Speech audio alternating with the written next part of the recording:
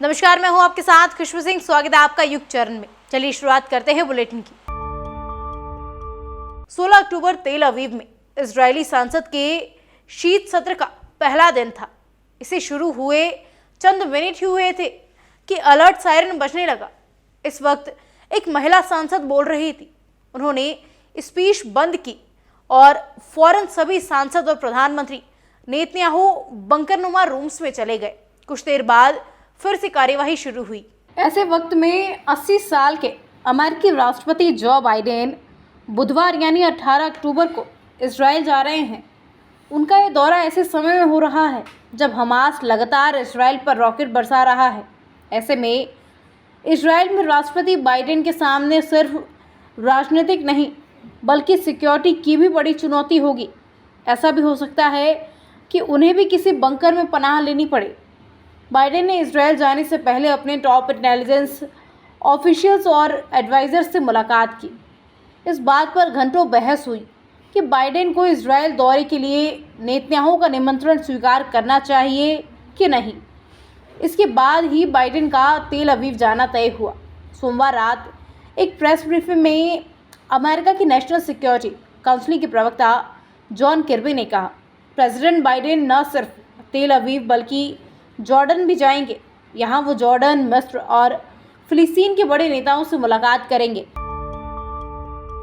Institutional share holder services ने share holders से Reliance industry के डायरेक्टर के रूप में बिलियनियर मुकेश अंबानी के छोटे बेटे अनंत अंबानी की बोर्ड में नियुक्ति के प्रपोजल के खिलाफ वोट करने को कहा है।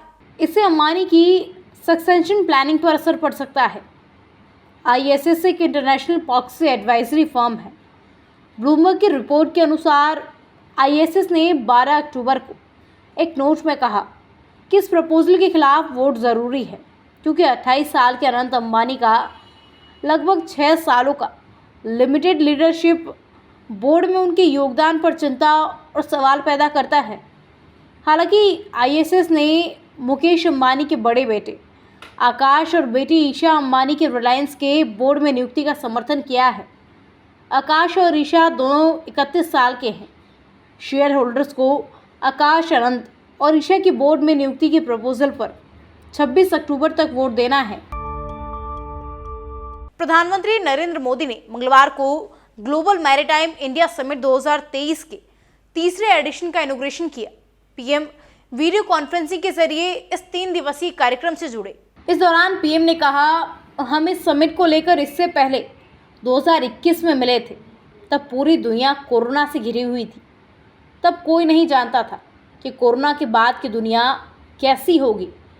आज दुनिया में एक नया वर्ल्ड ऑर्डर आकार ले रहा है।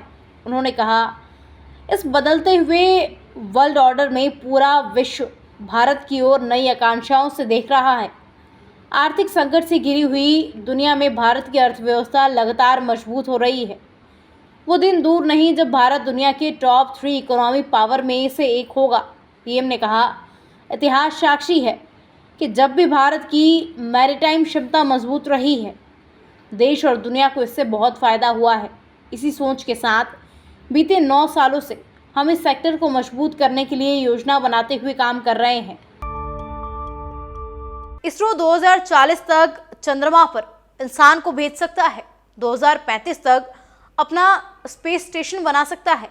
हालांकि इससे पहले 2025 में वो अंतरिक्ष में मानव मिशन गगनयान भेजेगा। ये टारगेट मंगलवार यानी 17 अक्टूबर को इसरो के वैज्ञानिकों के साथ पीएम मोदी की मीटिंग में तय किए गए। प्रधानमंत्री मोदी ने 21 अक्टूबर को भारत के पहले human space flight mission Gaganyaan के क्रू एस्केप सिस्टम की टेस्टिंग की तैयारियों की जानकारी मिली। पीएम ने बताया कि भारत की पहली मानव अंतरिक्ष उड़ान 2025 में होने की संभावना है। मीटिंग में प्रधानमंत्री ने इसरो के वैज्ञानिकों से कहा कि हमें 2035 तक अपना स्पेस स्टेशन बनाने और 2040 तक चंद्रमा पर मानव भेजने की योजना पर काम करना चाहिए। पीएम ने वीनस ऑर्बिटर मिशन और मार्स लैंडर पर भी काम करने को कहा।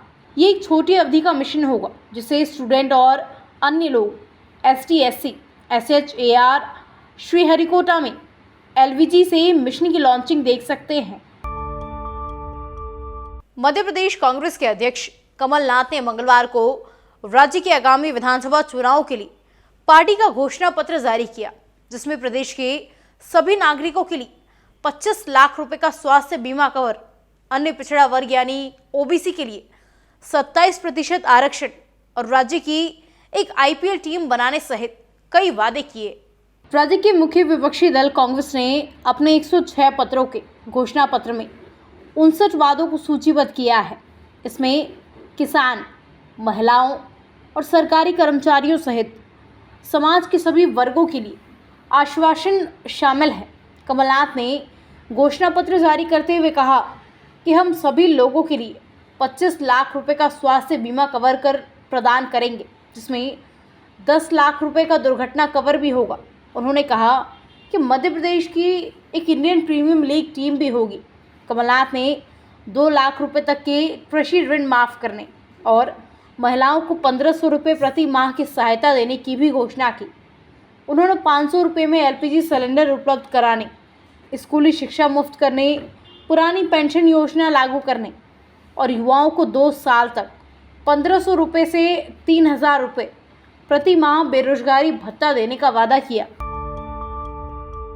ऐसी तमाम खबरें देखने के लिए सब्सक्राइब कीजिए हमारे चैनल को और यूं ही बने रहिए युग चरण के साथ।